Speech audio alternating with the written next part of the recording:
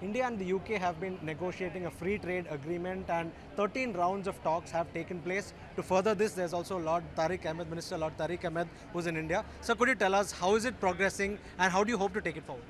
Well, first of all, I'm delighted to be back here at Global Investors Meet. It's a great event which shows the strength of Tamil Nadu for the strength of the bilateral relationship between the United Kingdom and India. And you asked about the free trade agreement. It's events like this that are really testimony to the strength of the relationship that already exists, the incredible engagement that's taking place. As we look around me right now, we have over 40 British companies who have a direct investment within the state of Tamil Nadu, and this is just one state, which I accept is a great state within India.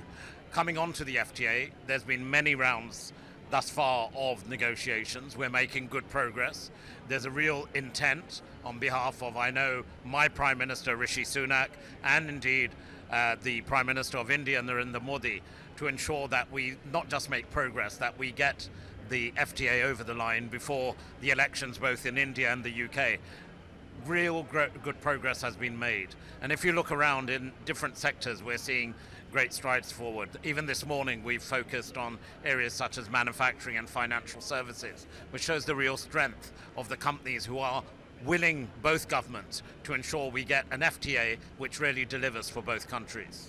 So when we look at the export of goods from India to the UK, on average the tariff percentages are anywhere between 4 and 5%. But when it's the reverse case from UK to India, some products the average is almost 14%. So how do you want to work around that and reach common ground? Well, I think the FTA is exactly that. It will provide the framework, the fundamentals to ensure what is good progress can be excellent progress in terms of all sectors. I mentioned manufacturing, financial services. We have British banks operating right here in India who provide employment. But at the same time, we also recognize the real potential of India in expanding the financial services base. In terms of exports from India to the United Kingdom, we've recently announced a new manufacturing scheme which is backed by £4.3 billion of money, which was only announced in November. But that's to encourage Indian companies, amongst others, to come to the United Kingdom, to use the United Kingdom as a hub of investment. Indeed, the UK now is the 8th largest country when it comes to a manufacturing base. So yes, there's more to be done, but that's exactly why we need this very ambitious but deliverable FTA. Yeah. Sir, could you also please tell us about your specific plans in Tamil Nadu, particularly when it comes to battery waste management and also in terms of combating global warming? Well, I think on the issue of global warming, I go back to when we hosted the COP. We were delighted that Prime Minister Modi also attended. And at that time, the Prime Minister of the United Kingdom and Prime Minister Modi underlined great ambitions, which we've seen actually begin to be realized right here in Tamil Nadu on climate. When you look at Tamil Nadu's positioning, areas of offshore wind, for example, provide an opportunity to expand so much more. We're looking at areas of green hydrogen on how we can, again, use that to the benefit of not just India and the United Kingdom, but to the benefit of the wider community and countries around. And the United Kingdom itself is a world leader on exporting offshore wind. So we hope that collaboration will lend itself to a greater level of investment on both sides, to the benefit of both sides. And here in Tamil Nadu specifically this morning, I've had meetings with different ministers.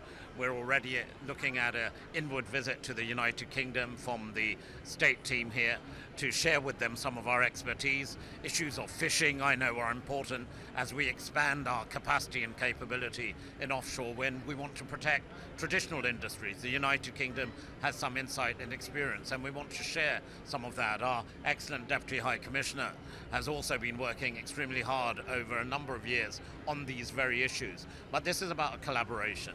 It is also about a partnership. But underlying all of this is a friendship. It's a deep recognition that our people-to-people links provide the real basis to actually take these proposals forward.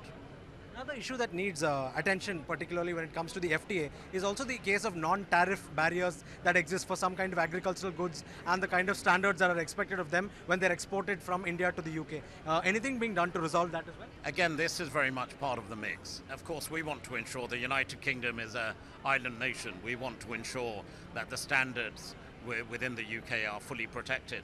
And yes, India recognizes and respects our requirements and also our understandings of the issues that need to be addressed.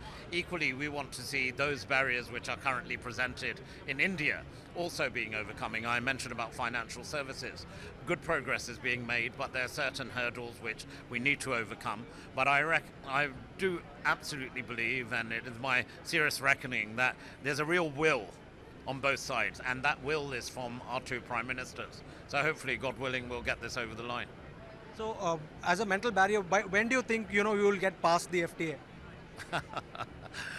I think we have belief and faith in ourselves. We have belief in whatever faith you may follow, but equally we have real faith in our countries.